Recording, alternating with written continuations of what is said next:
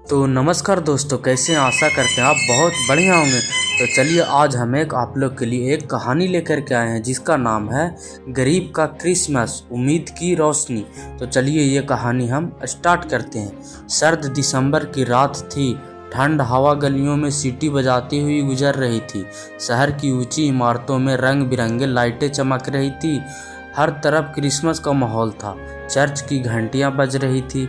दुकानों में Santa Claus की टोपी और खिलौनों की भरमार थी। अमीर घरों में केक बन रहे थे। बच्चे के लिए नए कपड़े और तोहफे रखे जा रहे थे। लेकिन उसी शहर की एक तंग गली में टूटी फूटी झोपड़ी में रहने वाला रघु इस चमक दमक से बहुत दूर था। रघु एक गरीब मजदूर था। दिन भर रिक्शा चलाकर जो थोड़ा बहुत कमा लेता, उसी से उसका और उसकी बीमार पत्नी सीता का गुजारा चलता था। उनके कोई बच्चे नहीं थे। झोपड़ी में न बिजली थी, न ही ठीक से दरवाज़ा। ठंडी हवा अंदर घुस आती थी। उस रात रघु ने पुराने कंबल को सीता के ऊपर ठीक से उठाया और खुद कोने में बैठ गया। सीता, आज क्रिसमस है, रघु ने धीमी आवाज में कहा। सीता ने हल्की मुस्कान के साथ जवाब दिया, हमारे लिए तो हर दिन एक जैसा ही होता है रघु। रघु की आंखें नम हो गई। उसे याद आया कि बचपन में वह भी क्रिसमस की दिन चर्च जाया करता था। वहाँ मोमबत्तियाँ जलती थी, लोग एक दूसरे को गले लगाते थे और कहते थे मेरी क्रिसमस। लेकिन अब उसके पास न मोमबत्ती थी, न केक, न ही कोई तोहफा। सीता कई दिनों से बीमार थी। डॉक्टर ने दवा लिखी थी, लेकिन पैसे की कमी के कारण रघु दवा नहीं ला पाया था। उस दिन रघु ने तय किया कि चाहे कुछ भी हो जाए, वह आज सीता के लिए दवा जरूर लाएगा। वह ठंडी रात में रिक्शा लेकर निकल पड़ा। सड़कों पर लोग जश्न में डूबे हुए थे। कहीं पार्टी हो रही थी, कहीं बच्चे हंस रहे थे। लेकिन रघु हर सवारी से बस यही सोचता रहता, आज ज़्यादा कमा लूं। कई घंटे बीत गए, बहुत कम सवारी मिली। आखिर जेब में गिने चुने पैसे आए। इतने में दवा भी पूरी नहीं आएगी, रघु ने खुद से कहा। रात के करीब 10 बजे रघु चर्च के सामने से गुजर रहा था रिक्शा लेकर। अंदर से भजन की आवाज आ रही थी। लोग बाहर निकल रहे थे।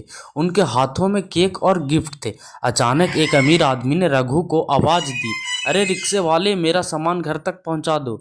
रघु की आंखों में चमक आ गई। उसने तुरंत रिक्शा रोका। रास्ते में वह आदमी अपने क्रिसमस पार्टी की बातें करता रहा। घर पहुंचकर उसने रघु को किराए से ज्यादा पैसा दे दिए। रघु की आंखों में खुशी के आंसू आ गए। भगवान आपका भला करे साहब। अब रघु सीधे दवा की दुकान पहुंचा। उसने पूरी दवा खरीदी। बचा हुआ थोड़ा पैसा देखकर वह सोच में पड़ गया, क्या मैं सीता के लिए कुछ और ले सकता हूँ? वह पास की बेकरी में गया। वहाँ क्रिसमस के केक सजे हुए थे, लेकिन उसके पैसे इतने नहीं थे कि बड़ा केक ले सके। उसने दुकानदार से कहा, भैया थोड़ा सा केक दे दीजिए। दुकानदार ने रघु की हालत देखकर बिना कुछ कहे एक छोटा सा केक पैक कर दिया और बोला, क्रिसमस है, रख लो। रघु की आंखें भर आई। जब रघु झोपड़ी लौटा, सीता सो रही थी। उसने दवा रखी, फिर धीरे से केक निकाला। पास की दुकान से खरीदी एक सस्ती मोमबत्ती जलाकर उसने झोपड़ी में रख दी। सीता की आंख खुली। ये सब क्या है? उसने आश्चर्य से पूछा। रघु मुस्कुराया, हमारा क्रिसमस। सीता की आंखों से आंसू बहने लगे। रघु, इतने मुश्किल समय में भी तुम? रघु ने कहा, गरीब हूँ लेकिन दिल से नहीं। सीता ने दवा ली। दोनों ने मिलकर थोड़ा सा केक खाया। झोपड़ी में ठंड थी, लेकिन दिलों में गर्माहट थी। उसी समय बाहर से आवाज आई। चर्च के कुछ स्वयंसेवक गरीबों को कंबल और खाना बांट रहे थे। किसी ने रघु की झोपड़ी का दरवाजा खटखटाया। हम क्रिसमस पर जरूरतमंदों की मदद कर रहे हैं। रघु और सीता को नया कंबल, खाना और कुछ पैसे मिले। सीता ने आसमान की तरफ देखा और कहा, देखा रघु, भगवान देर से सही आते जरूर है। उस रात रघु देर तक जागता रहा। उसे एहसास हुआ कि क्रिसमस सिर्फ अमीरों का त्यौहार नहीं है, यह उम्मीद, दया और इंसानियत का त्यौहार है। उसने मन ही मन कहा, अगर हमारे पास देने को कुछ नहीं है तो भी हम मुस्कान दे सकते हैं। मोमबत्ती की लौ धीरे धीरे बुझ गई, लेकिन झोपड़ी में उम्मीद की रोशनी जलती रही। क्रिसमस का असली मतलब तोहफे नहीं, बल्कि प्यार, मदद और इंसानियत है।